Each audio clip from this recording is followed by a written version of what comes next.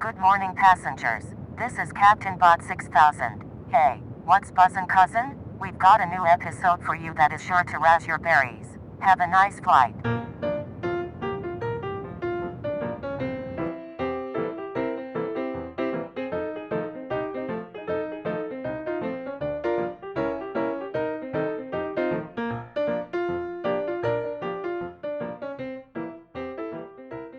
Hello and welcome to Piloting the Pilots, the podcast. My name is Erin. With me, as always, is my stud muffin, beautiful He-Man Cameron. How are you doing today?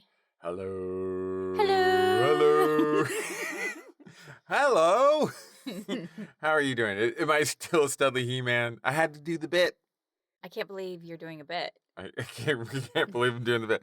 Thank you. You are beautiful, and I love woman. you. You're my beautiful woman. My she-woman. I was gonna say my she-ra. My she-woman. Rah, she-ra. She-ra. How are you doing I'm doing fine. on this fine day? I don't know, my body's falling apart, but other than that, it's fine. Well, Everything's fine. Everything's falling apart. Everything's falling apart. So, well, yeah, we're good. We're doing good. What have we done this week before we get into this show? Well, I now draw monster porn. That's awesome, guys. My wife draws monster porn, and it's awesome. It's pretty cool. I can have fun with it. Yeah. Well, Yeah. like you were asked, this was a request of you. Yeah. A few months ago, and you were like, I don't know if I can do the monster porn. Yeah. And now you're like, I think I can do the monster porn. And if I may say so, I have seen my share of monster porn at this point. Yeah. Erin's is the best. Oh, well, thank you. So if you are interested in monster porn, check it out. Once it's out. It's not out yet. No. I'm still practicing with one of my favorite authors. Yeah. Yeah. Just to try to figure out the right tone and mood that monster porn viewers like. Yeah. Because it's a bit more graphic than I expected. Much more graphic. Way more explicit than I was expecting. Like, I make everything really sexy. That's my job. I know how to market things very sexy, like finding the right forearm look and all this other stuff. But explicit isn't really my bag. Yeah. And there's a fine line, as we've discussed, like between like clinical sex and sensuality. Like we look through a lot of the monster porn for research. For research. But no, actually for research. No, actually for very research. boring. It was very clinical. But I was like, this just looks like sex position of the week. Yeah. It doesn't really emote anything. I'm not feeling anything from it. It doesn't feel passionate. You know? And that's what I do on covers that I make is I find that grip. Yeah. And I don't mean like a physical grip. I mean more like a emotional, intimate grip. Yeah. But yeah, a lot of the monster porn I saw, it's just, hey, look, monster porn. There's no soul behind it. Sort of like how I'm playing Star Wars Outlaws for my channel. Game sucks, by the way. Not surprised. Not surprising. The world building, visual design, audio, and atmosphere are excellent. Yeah. So already this game's going to get 3 out of 5 stars, even though it deserves far less. But those are technically correct. And every time... The best kind of correct. Yeah, and every time I look at it, I think of this BG3 merchant who says, you look like someone whose soul needs feeding.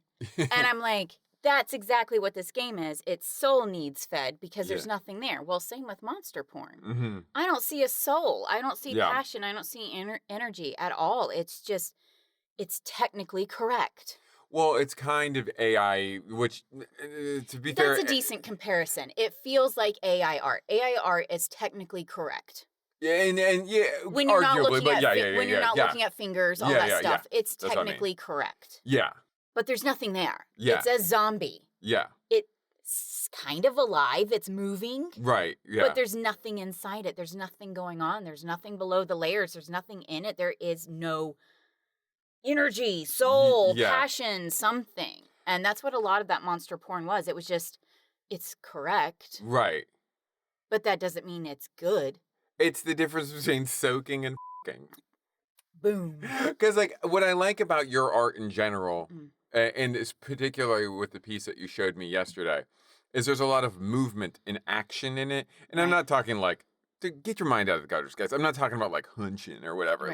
I'm talking like, you can tell, this is what we were talking about yesterday, that she's enjoying it. Yeah. There's some... She's having a good time. There's some stuff that would probably not be enjoyable, but I'm making sure she's liking it. Exactly. You have a situation, and especially I think it's important when you're doing like erotic monster stuff, because it could look like this wolf man is like, yeah, it's not good. Doing not something good. to me and if the woman looks like terrified or hurt, this is not going to be good. So I think it's very important to show that the woman's like, I'm into this. Yeah, and I always have some sort of like fun whimsy to it. Like this one, her like shoes flying off, and one of them's barely holding on to her foot. Yeah. And her head's thrown back, and she's got a big smile on. Yeah. Considering his dick is enormous. Yeah. And ribbed for her pleasure, I guess. Why not? I gave him ribs in the penis. Yeah. You know, like it's. What would you call that? Because it's not exactly ribbed. Yeah, it is ribbed, I guess. I guess. I don't know. I've never had sex before. I've never had sex with an orc before, honey. I don't know. I don't know what that particular part of the orc anatomy. Well, I like. created my own, so there you go. But but I think that's a cool thing to do because it's like, because no one else is doing that. Yeah, I've looked at other monster porn and they really do look terrified. Yeah. Like the women, being robed. Yeah.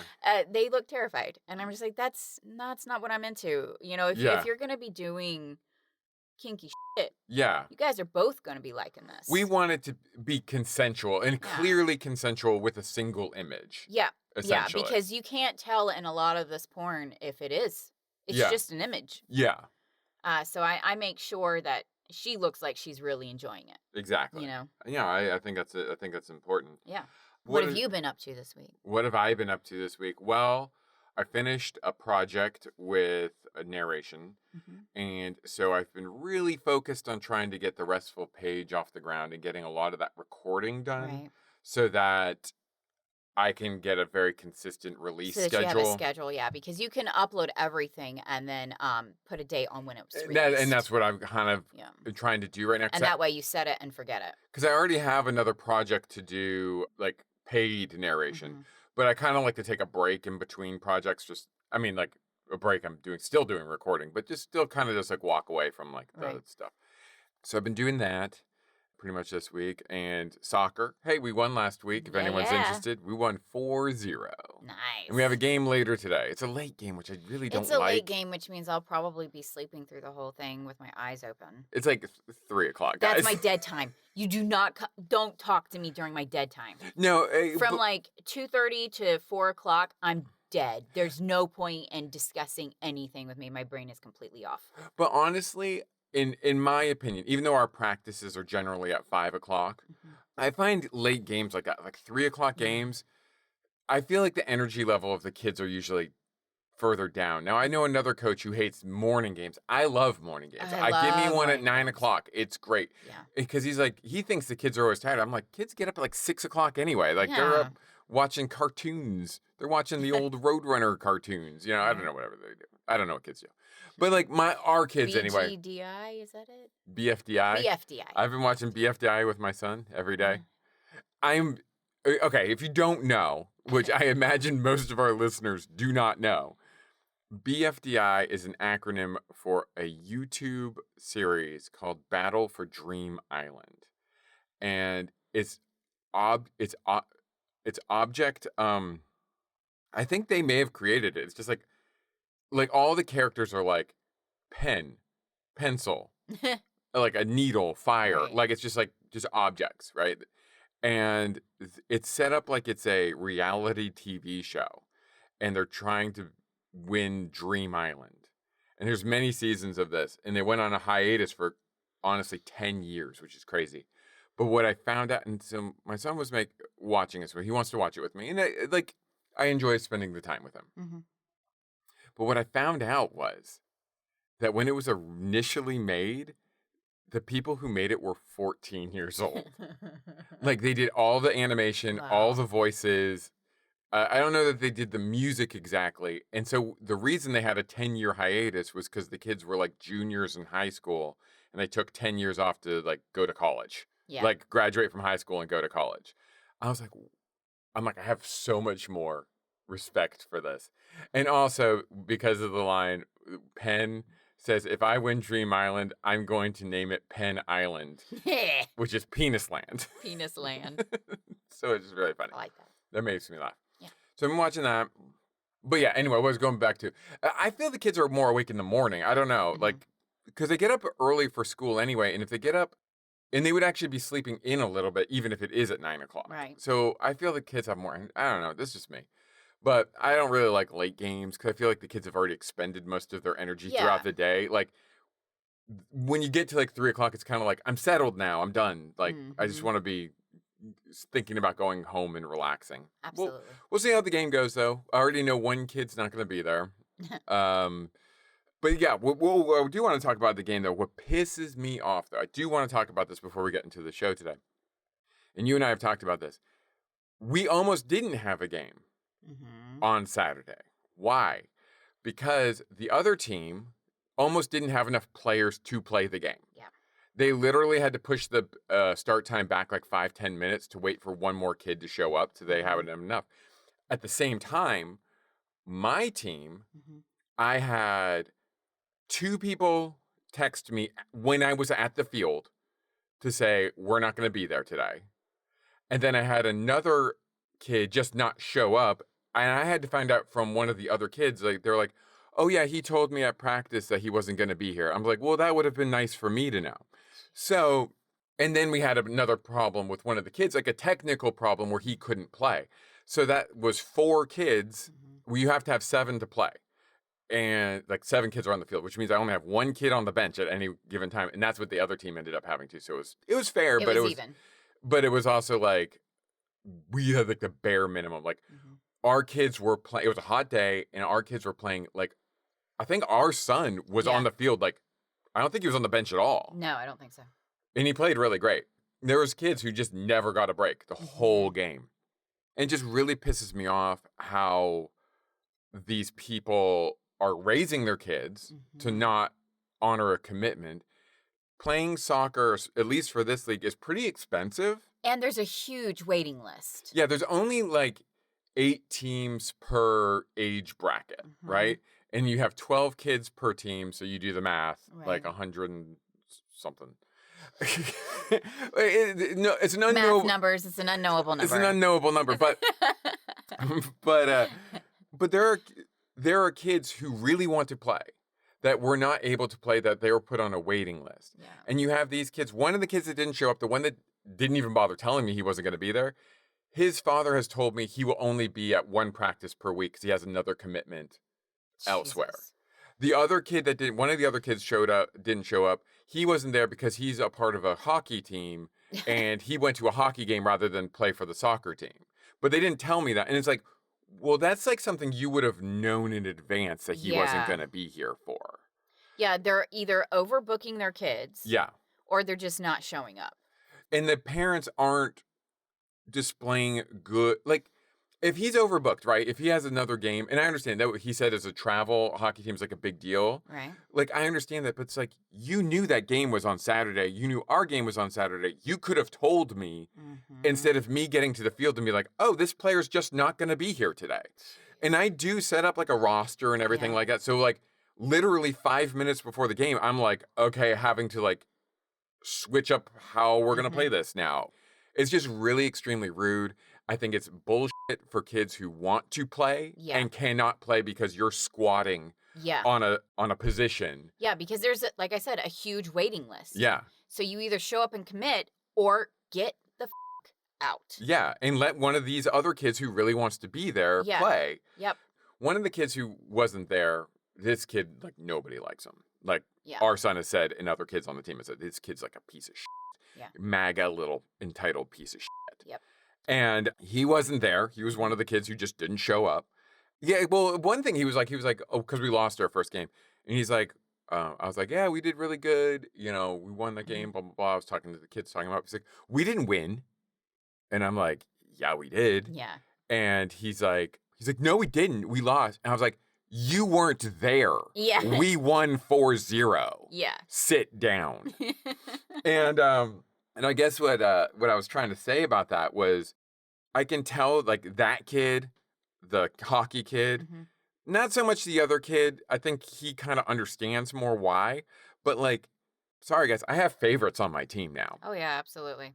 They're the kids who've shown up every day. Mm-hmm. They're the kids who either volunteer or don't complain when I give them a position, and they play it to the best of their ability. These kids who never show up are always like, I want to be striker. I want to be like the guy who scores all the goals. And I'm like, you're not even freaking here. Yeah. You're not here to learn how to like set up moves. All these other kids, when I like tell them like, sit at like one of them always, he's really open to being goalie. You know, we were doing a scrimmage on our last practice. I'm like, okay, you know, when you do this, do this. And he's like, oh, okay, yeah, I get it. Yeah. Like, listening and learning, and these other kids don't show up, and then they expect to like have like the star position on the team. I'm like, yeah, you need to shut up. Yeah. Or you think you're starting today? No. No.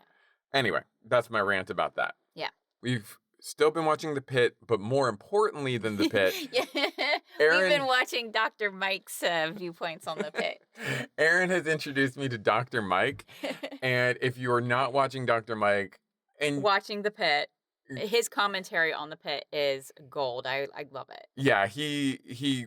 I mean, at least the way it's structured is he comments in it as he's watching it. Yeah. Which is really fun to see him like diagnose certain things, Yeah. and then when he gets it right, he's like, yeah. He's like, oh, that's weird. Like, and he'll be like, that's weird. Is it this? And then he gets it right, and he's like, yeah. But he's sometimes wrong too, which is funny too. I would watch it. It's almost like they knew what was going on in this writer's room. He's like, this is way too much of a conversation for a rash. So that's been fun. But what was kind of sad, though, is you showed me a video of him. There's like another YouTube show that I have no interest in watching. Yeah, I have no interest. It's called like Surrounded or something. Yeah, where it's one versus a lot of people. Viewpoints, for like a debate. Debate. And they're on opposite sides, and he wanted to debate all of these anti-vaxxers. Yeah. You know, because he's a doctor. Yeah. Real doctors believe in vaccines. Yeah.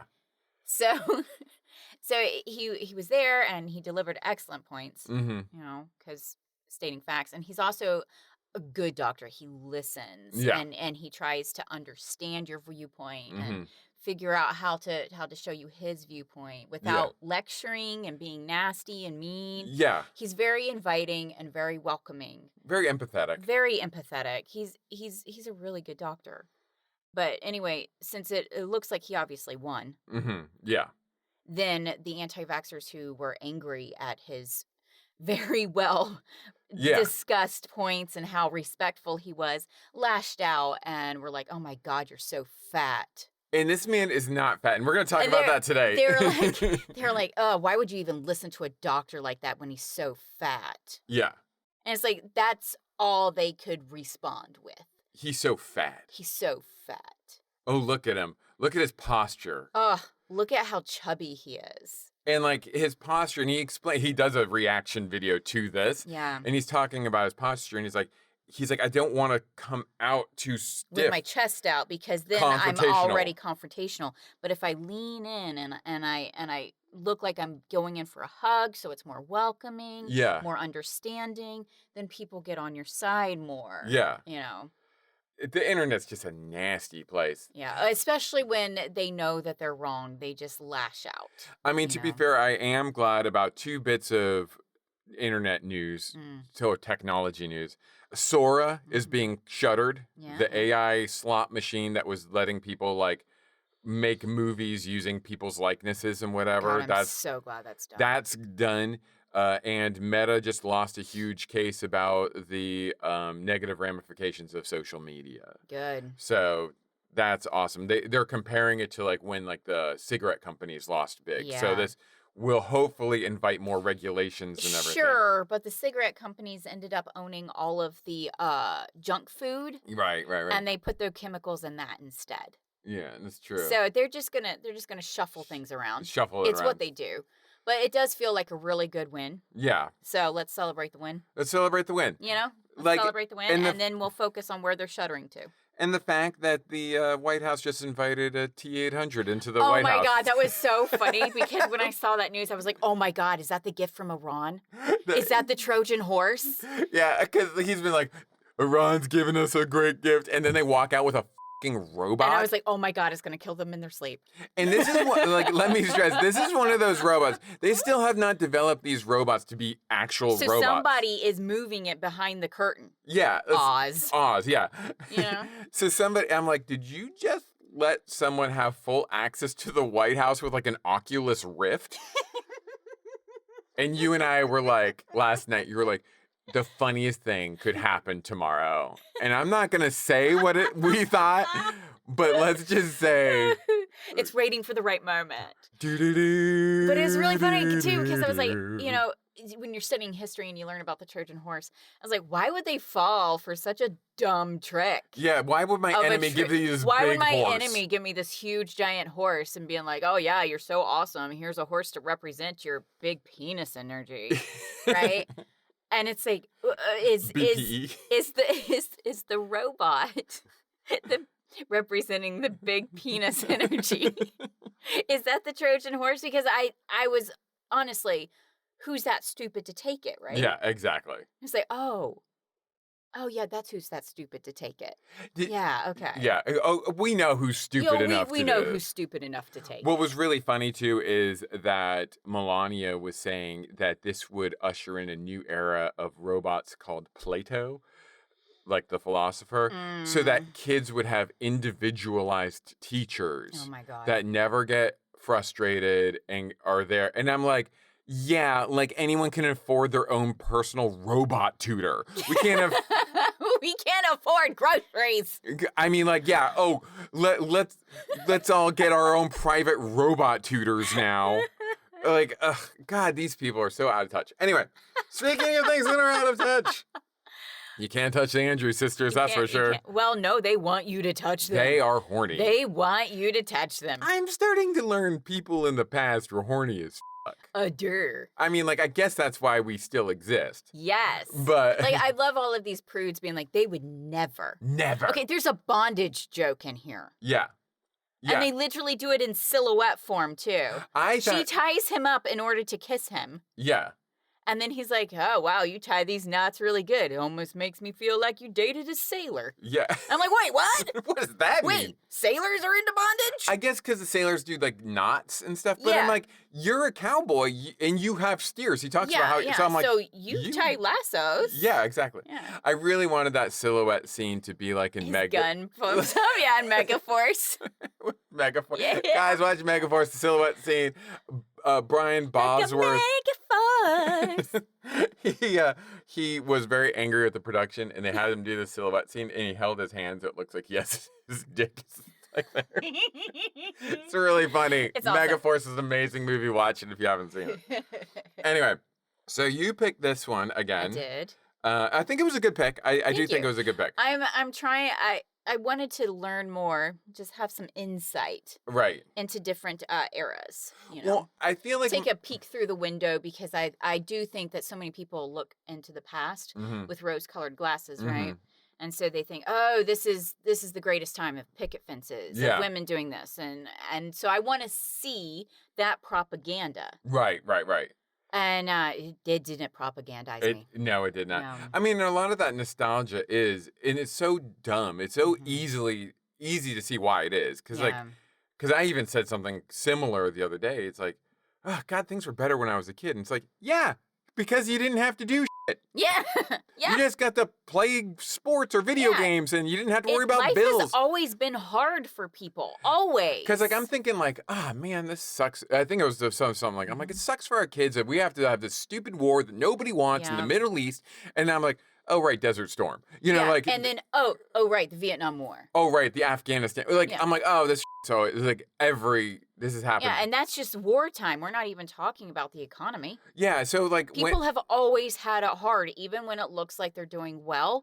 They still have a hard time. Yeah, so I'm like, oh, how I feel as an adult raising my kids right now is how my family felt during the Afghanistan war or the Iraq war or you know, Desert Storm, Desert Shield, whatever. Like, it's no different. And so I'm like, oh, right. So that's where nostalgia comes from a lot of time. It's just like, you're thinking of the time when you didn't have responsibilities. Yeah, so of course life was great. And you're thinking of the time of your life where you didn't have to worry about things like the stock market or whatever.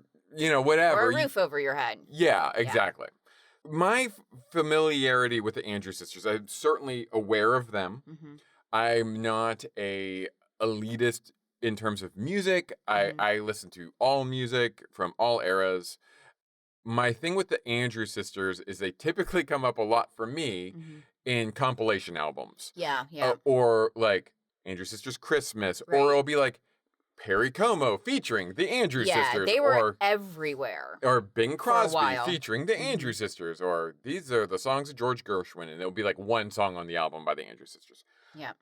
So I am aware of them, but I'm not like, I didn't know anything about them. Like, we had to learn their names today. Yeah, we learned their individual names because I was like, this doesn't feel right, just lumping them all as in the sisters. Well, what's your fucking name? Yeah, and it's BS, actually. If you guys go right now to IMDb, the Andrews sisters do not have individual credits. No, they don't. They are credited as the Andrews sisters. Yeah. Which is crazy. Yeah, that's nuts. You know, they're not individuals. I guarantee you, I could look it up right now. I bet you Kermit the Frog has his own individual IMDb credits. 100%. And these women sold 80 million records. 80 million. And they're not being treated as individuals. They are just lumped into one person. Yeah. It's bonkers. Yeah. It's a bonkers idea. Yeah. And now we did think one of them for a while's name was Zelda. Yeah, who said it was Zelda? It was on the... Okay, I'm going to tell you guys what. The automatic... I don't want to call it AI necessarily, but like YouTube's like, I'm going to... like Wild West captions. Like, I'm just doing it on the fly. Yeah. It was struggling with the 1950s Well, speech.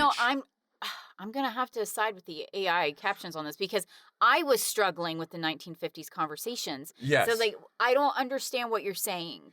I mean, it's all skibbity toilet to me. Exactly. Like, it was a completely different form of communication that I can't understand. Yeah. Half the time I'm like, what are you saying? Yeah, and like, you're so busy just trying to parse out the words of the sentence that you're losing the meaning of the sentence. Yes, absolutely. So the AI at one point called one of them Zelda, and we both were like, that's a name that should come back. Yeah, because it's only in video games at this point. Yeah, but then we were like, oh, if we had a daughter and named her Zelda. And they would be like, oh, you name it after the game? And I'd be like, no, it's Zelda Andrews, dummy. Yeah, exactly. The show starts off with them whizzing down the highway.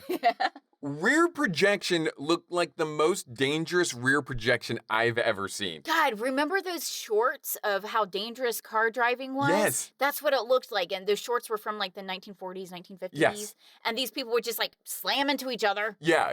Huge metal vehicles. Mm-hmm. Because there were no stop signs, nothing like that. Again, yeah, it was just like, whatever goes, goes. Whatever goes, goes. But like, they didn't even try to make the rear projection look like it was a safe environment. No, it would look dangerous as hell. I would not. It's like, ladies, get out of there. You're in danger. You're gonna die.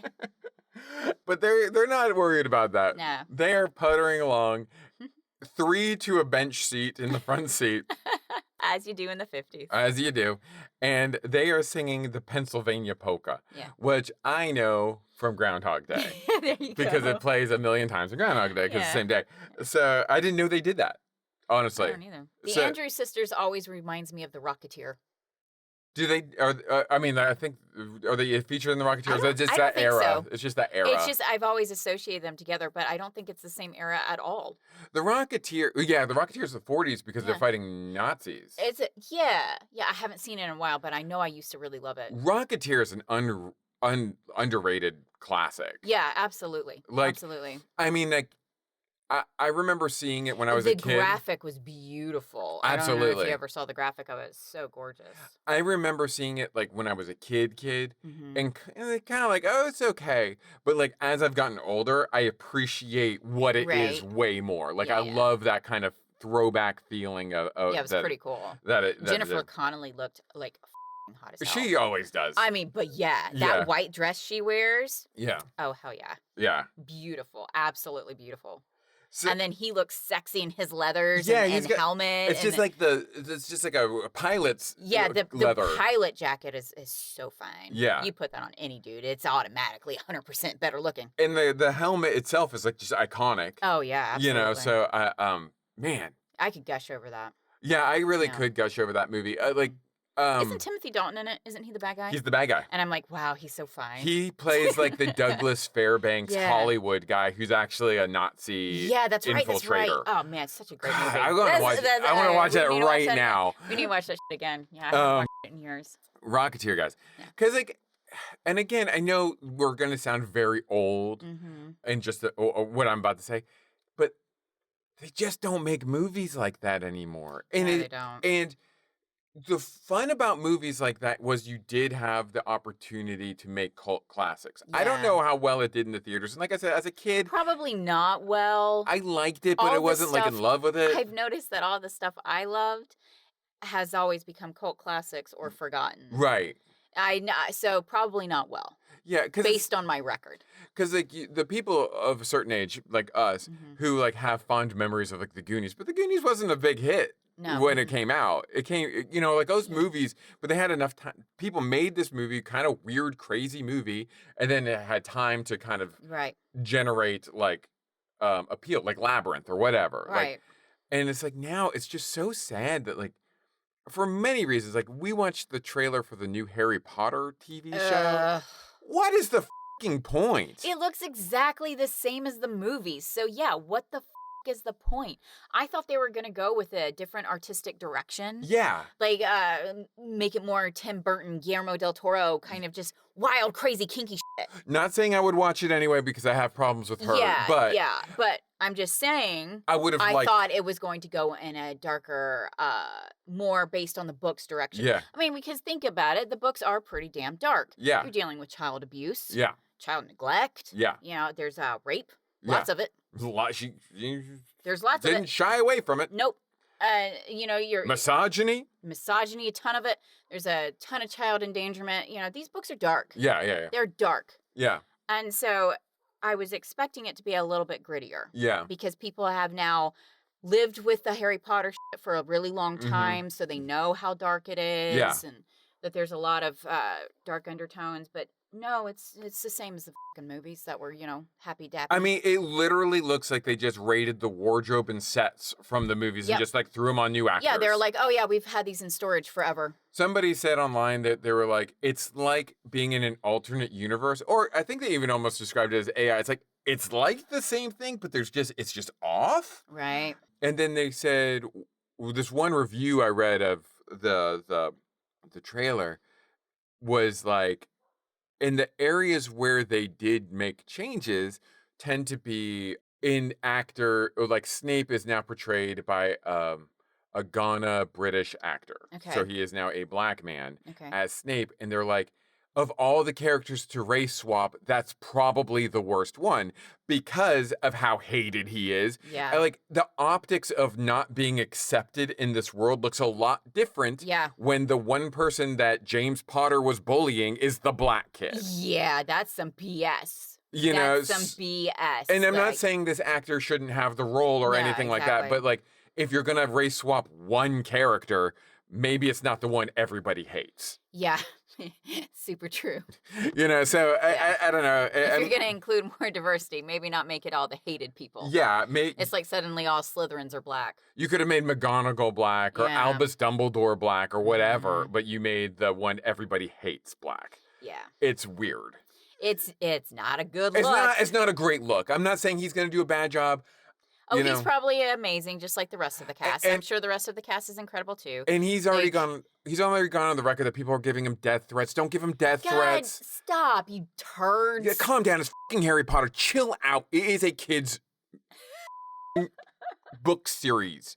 We do not need to. Is he gonna ruin your life because suddenly he's black? No. No. Watch the movies with Alan Rickman. It's fine. It's fine. The only thing I do appreciate is he's more in line with the ages of the actors are supposed to be in the books. Yeah. But I don't even give a fuck about the all books. these kids having kids. Yeah, they all had kids when they were like, as soon as they graduated. Like 18. Yeah, they were like 18. So like all their parents are like 33 when they're like 12. God, that universe is it's so very gross. problematic. Very problematic. I do not recommend the Harry Potter series if you are woke. Anyway, something I don't recommend if you're woke is the but I Andrews will Sisters. be doing Hogwarts Legacy on my channel. Are you gonna do it? Oh yeah. I own it. Yeah, it's true. I do all my backlogs. Yeah, that's right. Yeah. And with the price of video game systems nowadays. Yeah, I'm just gonna be replaying old stuff. They're gonna be like, nobody wants to play consoles anymore. We only jacked it up to $1,000 for an old console. That's fucking nuts. It's fucking nuts. Anyway. No wonder PC gaming's taking over. Speaking of problematic, almost racist things. The Andrews Sisters. The Andrews Sisters. So they're singing Pennsylvania polka, and then they're having like a little like bit in the car as they're on their way to work. And we're going to discuss their job in just a moment. I really want to get into what they do. But Patty. Patty seems to be like... Patty seems to be the popular sister. She's like the Beyonce of the group, apparently. Yeah. She got a solo. The other two didn't get solos. She got a few solos. Yeah. She's the one who does all the sponsored content. Yes, because they have commercials to have commercials. Well, this was a pilot, so they were trying to sell the idea. Yeah. Like, just imagine your cigarette commercial could be here. This is what she said. Yeah. She's like... And she's trying to rap. Yeah. Okay. I said trying. Trying. It's like Debbie Harry. Said Debbie Harry. And like Rapture. Oh my god. I love you, Debbie Harry. You're like fucking amazing. The thing about Rapture... But I'm just going to hide Rapture under a rug real quick. Rapture is absolutely embarrassing. Yeah. In hindsight. Before the time, it actually got rap more into the mainstream, which it needed to do. So sometimes it's difficult to... It's a tough nut to crack. It's a tough nut to crack. I really don't... Let's move on. We're going this to is cars. Uncomfortable. Eating cars. Going to Mars. Then to bars. Like, oh God, it's like, oh God, the cringe. But we got rap now. So great. Anyway, well then not that she created it. I'm not trying to say that. I'm saying she put it on MTV. And you were digging that hole deeper and deeper. As we all know, Debbie Harry created rap in 1980. Rap was invented by a white 30-year-old woman. White women trying to rap since the Andrews Sisters. But anyway, so she's telling this story about she went to a chop suey restaurant. And she says, and there's rice there, and she's with her boyfriend. Yeah. And she says, do you know how I like my rice, to her boyfriend? And I swear to God, I thought she was going to say white. Like, that was where I like them wild and brown. I like my men like I like my rice. Wild and brown. Sticky and white. Sticky and white. That is not what she's doing. No, but it does take me to a 227 joke about how you like your coffee. I like them like my men, black and hot. There you go. That's a good joke. Right? 227 was a good show. I love 227. But no, she says she prefers her rice thrown at her. Right. Which, I get it as like a marriage thing, but it also sounds wildly like, or just boof. It'd been funny if he just like took the chop suey and just threw it at her face. Well, you said you liked it thrown at you. I thought it was a weird kink, but I'm down. And then his response to all this is not to catch up the obvious marriage hint there, but to say, I should invest in rice futures. Rice futures. And she's like, what a dork trying to make money. Yeah. And why were all the women back then into nerds? Like Andy Rooney. Yeah, this is weird, right? They all are after nerds. Was it nerds were considered to be financially stable? Like, it just is weird to me because we just watched Archie, which granted came out 11 years after this. But they're still going after the nerds. Or 12 years, actually. Yeah, but like, it seems like they're always going for the nerds and having a difficult time landing one. I'm wondering if it's always been more for the nerds because, you know, they're smarter. Right. You know, relatively speaking. Yeah. The optics of they look like they can handle financial institutions. Although they will send death threats to actors who are race swapped for a children's movie. Grow the up. Grow the up. Anyway, go ahead. Sorry. Because so maybe the change happened kind of in the 80s. Okay. Because you look at the 80s and it's more, you get, what's his name from the Goonies? You know, he's working out. Josh Brolin. Josh Brolin. You've moved on to kind of more the hotter kind of jocks. I think... Rather than the more secure, stable, reliable, smart guys. I'm going to go... I think you're onto something, but I want to go... But I need to watch more things in order to understand the eras better. I want to go back further than that, actually. I want to go back to late 60s and 70s. Okay, so you're thinking there. I think when the hippie movement kind of came out, it was more about freedom. Okay. And nerds felt more part of the establishment. Okay. You know what I mean? Okay, yeah, okay. And so then in the 70s, it kind of grows into more of like that rebellious thing becomes sexier. Like, I'm not listening to you, Dad. Right, kind of thing. right. Because then by the 80s, you already have Revenge of the Nerds. That's true. Which predates, That's which is awful, by the way. Disgusting. But lots of like essay bull crap in that. That was like a win for the nerds. But I mean, like, that predates Goonies. So I'm saying, like, if we're already having revenge of this group, then it must have predated that. So I'm thinking, like, the 60s, 70s kind of maybe did something there. Yeah, yeah. But yeah, so, like, before then, it seemed like the nerds were the ones that the women were all after. And the nerds do not seem interested in women at all. At all. None of these dudes seem to give a shit that there's women. They have beautiful women, like, literally, like, throwing themselves at them. Yeah. And they're like, I don't like women who are physical. And it's like... Yeah. It's like, wait, what? What's going on here? What is happening? Like, the nerd had all the power. Like, and you're like... She's like, I'm putty in your hands. And he's just like, ew. Gross. Gross. You should get that looked at. It's like when, when Ben Shapiro was like WAP was like sounded like a medical condition. It's like, well, clearly you've never had that before in your life. Your wife has never experienced that, I assume. Are you ribbed for her pleasure? Pretty much. So they arrive at work. I think we need to take just a second to describe their work environment. Yeah. Their work is they sell their songs? Yes, they own a shop that only sells their records. It's like, I don't know why this band keeps coming up in my head, but it's like if you went to the Limp Bizkit store. And there's only Limp Bizkit albums. And Fred Durst is there with his backwards red cap. And he's like, you want to buy my record? And you're like, I don't know. Let me chit-chat with you. And he's like, hold on. I gotta have faith. And like just started like... singing. Limp Bizkit performs for you. Yeah, because the Andrews Sisters literally starts performing. Just for you. Yeah. And then he finishes singing Nookie. And then he says, now would you like to buy $3 bills, y'all? And you're like, no. Hard pass. Like, it is a record store that just exclusively sells their records. Yep. Yeah, that's it. Oh, and some of their merch. And some merch. The Andrews Sisters merch. So I guess in Pennsylvania, because that's where the song, I'm assuming is in Pennsylvania. No, they're in L.A. What the fuck? Why are they singing the Pennsylvania polka? Because they're the Andrews Sisters. That was the one thing I had to hold on to. They have a radio show. Oh, and so they have like a podcast out of their office? They are pre-YouTube. Yeah. Okay.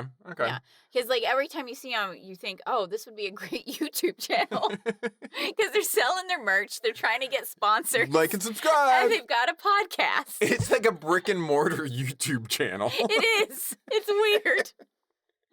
It's so weird, guys. So weird. I'm loving all of this, like, looks into the past. And then they have a guy, like the Tin Pan Alley music salesman, who comes in like he's like a concessions or like a vendor who would come into a grocery store to like restock the Cokes out of the cooler. Yeah, exactly. Like he's like, I got some hot new tunes for you, sisters. Here's one called... I got some ham on rye. Oh, that sounds like a great song. No, that's just my lunch because I'm fat. This man is not fat. He's like, what did he say? I wrote it down at one point. Yeah, he says at one point, he's like, I got 3 mouths to feed, and they're all mine. And then Buddy Ebsen, who's also in this show, we're going to get to him in a second, he says, and you got 3 chins to go with it. This man maybe weighs $185. They're like, hey, fatty. Hey, Jabba, get over here. Ho, ho, ho. And Buddy Ebsen's on his shoulder. Yeah, it's crazy. Because, like, there was something else I was just watching recently where they were making some fun of someone being fat. And they were, like, just not fat. Well, I mean, Dr. Mike. Oh, Dr. Mike. Like, it's crazy. It's wild. It's wild, the type of body shaming that people go into. And it's just like, I don't understand this concept of just, like, hurling what you think are insults at people. Yeah. Yeah, it's insane.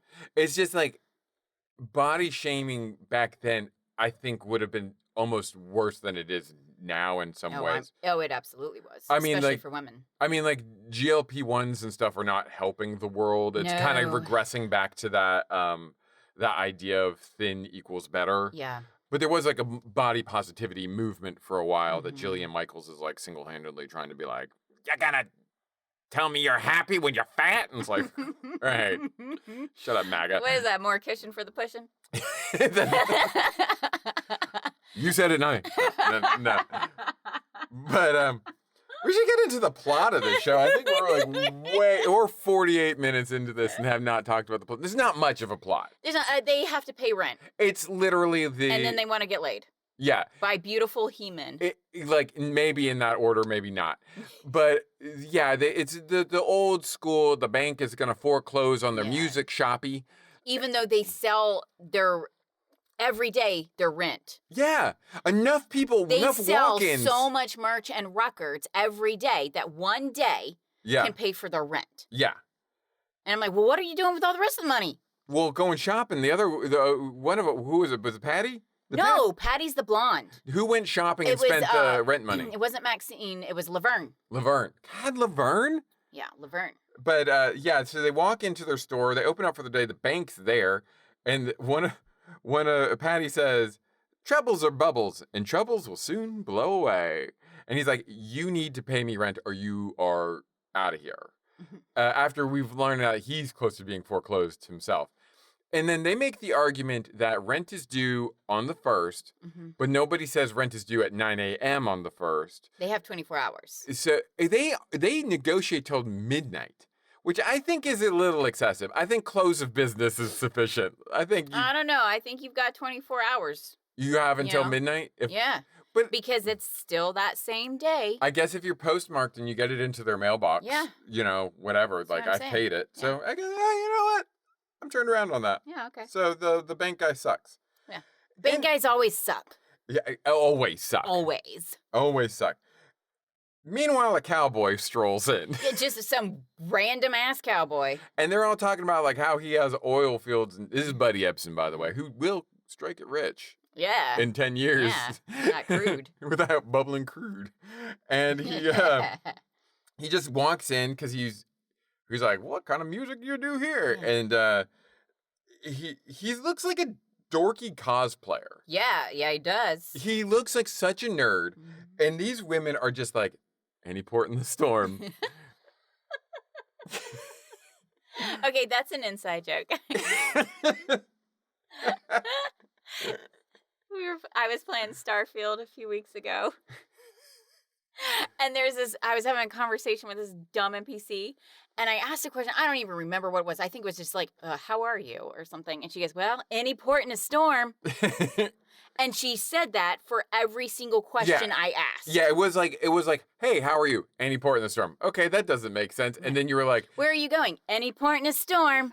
And we were cracking up over it because we're like, she's not using it correctly. No. So now we say that just at random. Yeah, but you'll ask me a question and I'll go, any port in a storm. Buddy Ebsen is weirdly, like, none of the men in this show seem to know how to speak to women. It's like the first time they've ever spoken to a woman in their life. Yeah. They all come off almost like infants. It's really weird. Yeah, I don't like it. It doesn't make them aggressive. They're not scary men. But they go way too far into this other territory. I'm like, what's happening here? Why do I need you to own property? Yeah. You barely know how to put on pants. So the banker leaves and they're left with Buddy Ebsen, who's like lounging on a chair. Yeah. and they're like, let us sample our wares for you. And they get up and they think, we have so many problems right now. We have to pay this by midnight. But we're just going to go to Hawaii. Perhaps we should appropriate another culture. Yeah. Oh, and they have... Have you ever tried it? When you're feeling stressed out, have you ever just appropriated another culture to feel better? I think it might work. Yeah. So they do this Hawaii song, and the poor Okay. ladies, they don't have any hip rhythm. No hip rhythm. So that automatically looks awful. And then they call all the natives beautiful he-men. Yeah. And the plot of the song is they're in Hawaii but not having a good time. I think cuz they want to get laid, right? Yeah, because they want to go swimming with the beautiful he-men. Right. And then when it's time for bed, and then she gets shut up. Yeah. Mm-hmm. Yeah, they're all so horny. They're all very, very horny. And all of this is done like a church youth musical. And, yeah. And I know that because I have been in a number of church youth musicals. Yeah, I looked over at you and I go, this feels like a kindergarten production. And you were like, I just said it looks like a church youth musical. Here's a little bit. I had a solo. I was Moses and Freedom Fanatics. Nice. And this is a little bit that I remember when I was 8 years old. Come walk with me. I cannot see the way ahead. Anyway, imagine that, but like with a higher pitched 8-year-old voice. That's a good one. Meshach, what kind of name is that? Shadrach and Abednego. And me and my friends would always go, and a Billy Goat. Because we were kids and it was funny. Anyway, I did a lot of them. We kicked the Andrew sisters' ass. So, we were trying to decide, like, the Andrew sisters must have been, like, the Madonnas of their day. Well, Patty was. Patty, for sure. They were really gunning hard on Patty. Yeah. She was definitely the one being pushed forward a little bit more. Maybe because she was blonde, or I don't know if she had the better voice. I don't know. I couldn't really tell. I think because she was blonde.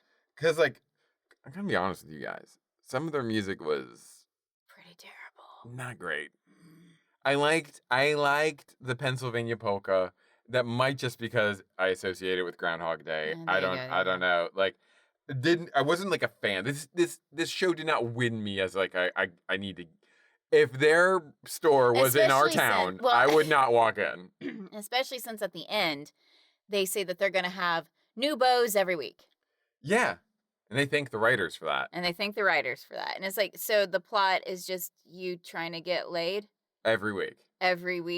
And what's up about that too is like Patty is in a situationship of some sort with Chop Suey Boy. Yeah. Because what we find out is they're looking for the money, and he really did invest in Rice Futures. And that afternoon, he made $400. And so he came over here to give her half. Yeah, because she gave him the idea. Yeah. And then he enlisted in the army for some reason. Which is after World War II. I mean, the Korean War was kind of firing up. But, like, it seems kind of, like, lame to join a military after the war. And hey, guys, they've raised the military enlistment age to 42 now. So, great. Yay. So, if you want to fight in a needless war, I guess you can do that. That means absolutely jack shit. The war of distraction, as we call it. War to line pockets of the already wealthy. Well, and then that's what the thing was with the rice thing. It made me think of like the Poly Markets thing where people are making bets on the Iran war an hour before they get bombed and they make billions of dollars or whatever because they have inside information. No, we're not going to get into that today. We're talking about the Andrews sisters. We can only hope the Trojan horse solves all of our problems. Can only hope. Yeah, that's pretty much it. He saves them by with his rice shares. And then she asks him if he's going to come by her house later tonight. And he says, it's the line you're going to use every time I ask you something if you're going to be somewhere. Oh, yes. I wrote it down so I wouldn't forget it. And I forgot it. If fate carries me to your doorstep. Yeah, I like it. But he says it in such a dweeby way. They're all such dweebs. All but he doesn't men. say it like he wants to. Well, if fate carries me to your doorstep, I'll be there. Yeah, it's so perfunctory. It's so dismissive. Well, at one point, he's like, okay, I'm not going to do the voice guys. Yeah, it's problematic. It's problematic. I am not going to do the voice. But he says to her, he's like, if I go away to war, will you do something for me? And she's like, thinking it's a marriage proposal. Mhm. Because, like, that's all they want. And she's, and you know, back then, women needed the security. Unfortunately, it's They not had right. to have a husband's signature to do anything. Women couldn't have a credit card till the 70s. So, yeah, I they mean, couldn't own property. They couldn't inherit their own money. I mean, these women sold 80 million records, and they And probably. I'm sure most of it, 90% of it, went to some middle management dude. Yeah, exactly. So he's like, "Can you do something for me?" And she's like, "Anything. What do you want me to do?" He's like, "Can you watch my stamp collection for me?" And she's like, "Ugh." Again, even in the 50s, that was a nerdy thing to be Yeah. asking. This is the dumbest thing. I think this really heightens why this show does not work for me. When there are plot things going on, or jokey things, or funny things, like even the Carol Channing show had its. I mean, I know it's later. Like had jokes that worked. Yeah. And this is another one that just goes so far to make a joke, but it's a horny joke, so I'm gonna relay it. She says, "Yeah, I'll sleep with it like under my I'll pillow." put it under my pillow. And he goes, "You sleep with a pillow?" And I'm Well, like, you'll never know. right? So the sex joke is, you're never going to be in my bed to find out. Right. But his question is, you sleep with a pillow? Is It's that like, a weird question? Like, do people not sleep with pillows? I sleep with a lot. yeah, you barricade. I have a pillow nest. You and our son barricade themselves in pillows. Like It's a pillow nest. it's a pillow nest. And I am not to No, like you get the edge. build that wall. But yeah, that's basically how it ends, with a weird pillow joke, Buddy Ebsen, and Well, no, it ends with a bondage joke. the bondage joke is how it Yeah. ends. And like, so the three men who weren't the banker basically end up with the women. Like, yeah, they all they pair all off pair off. Yeah. just cause. And like, in order to like fuck? in the Yeah. Tin Pan Alley guy, I was like, oh, you're in this? Like, I thought you were just here to peddle your wares. I don't know. Ultimately, I don't think it was a very good show. No, it wasn't. It wasn't.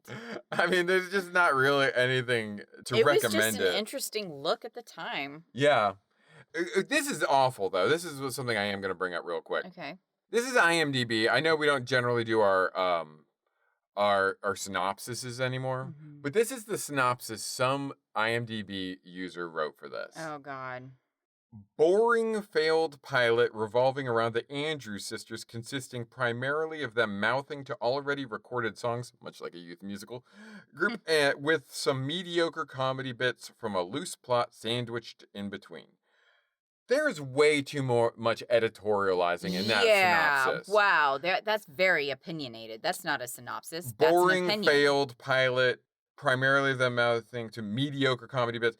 You could have just said, a pilot starring the Andrews sisters trying to save their record shop. Yeah, there you go. I read that and I was like, that's uncalled for. Yeah, it really is. I mean, we're talking about the show in depth and detail, but you don't put that on IMDb as like the plot of the show. Let's see here. We do have a Plankton Rules on here. Nice. I don't know how he got involved in this, but we'll say he gave it 2 out of 10. He said pretty much awful, and he actually calls out the synopsis there. He says, this failed show is currently posted on YouTube in case you are curious. I love watching failed pilots. We know you do, bud. We know, pal. So me watching this is a natural. The plot is very scant in this show. The three sisters live together and run a music business and need to pay their rent or they're going. That's really it. And most of what should be plot is taken up by a song after song, all of which have a very canned look and feel to them. The overall effect is pretty awkward.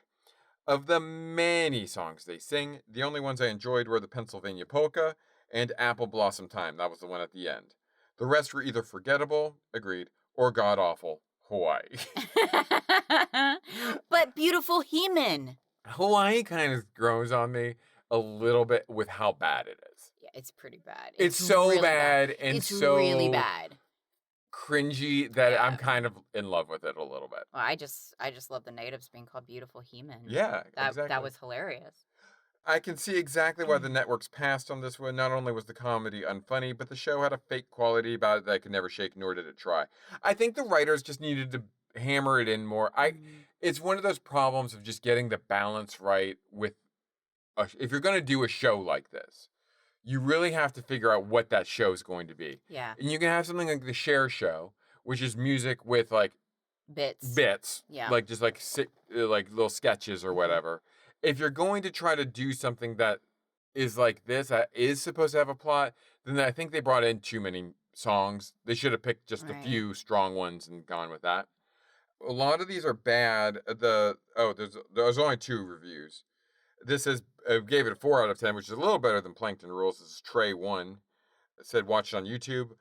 I don't know what people thought of the pilot at the time, but watching it in 2022, I could see why no further episodes were made. While it is boring, it is interesting to see from a historical perspective. Story about the girls trying to find rent money by the end of the day and wanting to get married. Buddy Ebsen's character, terrible character of Willie, played by Marvin Kaplan, too dumb. Can't believe Willie would be in the military. Nor Patty fall for him. During the Hawaii song, Patty, a round-shouldered, looked slouchy. Well, don't comment on that. They're supposed to do that. No, she's supposed to be doing that. It's supposed to look like they're not having fun. Yeah, it's the whole purpose of their posture, you dumbass. You're missing the point of the art. And this is why you love AI. Yeah. I did like Patty has the lead role. Laverne is homely. Is she? Did they talk about that? I don't know. They may have said something. Wow, what a piece of shit. I'm not he puts it in quotes. So I don't know if I just missed it in the show. Kind of like how that guy was fat. Like, I don't know, she's supposed to be. They're all attractive women. It's fine.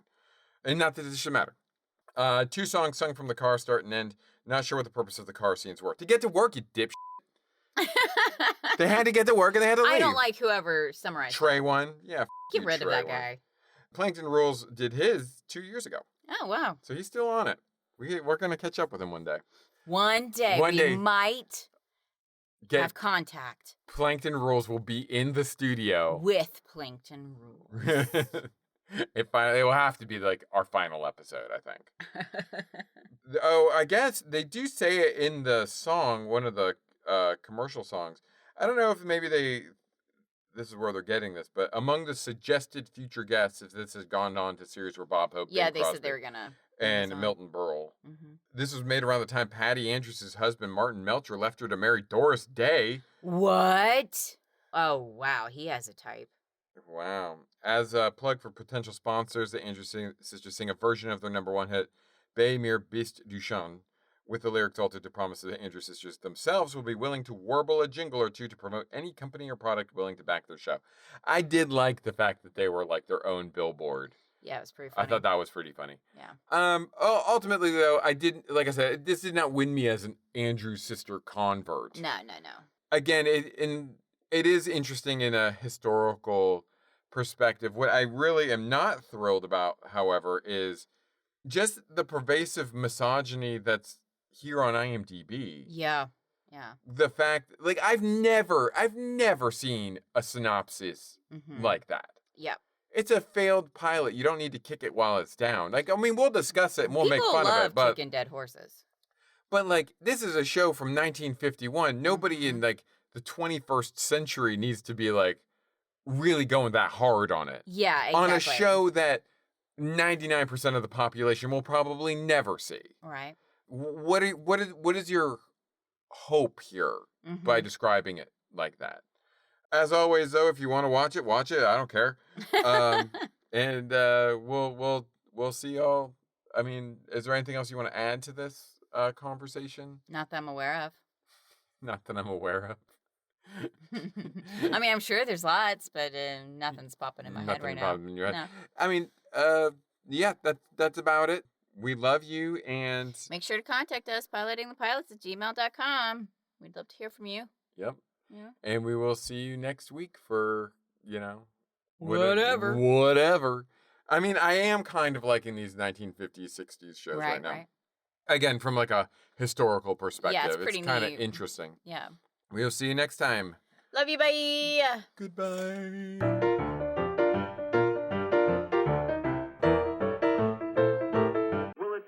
If I leave my stamp collection with you. It's very valuable. Yeah, I'll keep it under my pillow. Oh? You sleep with a pillow? Well, I guess you'll never know.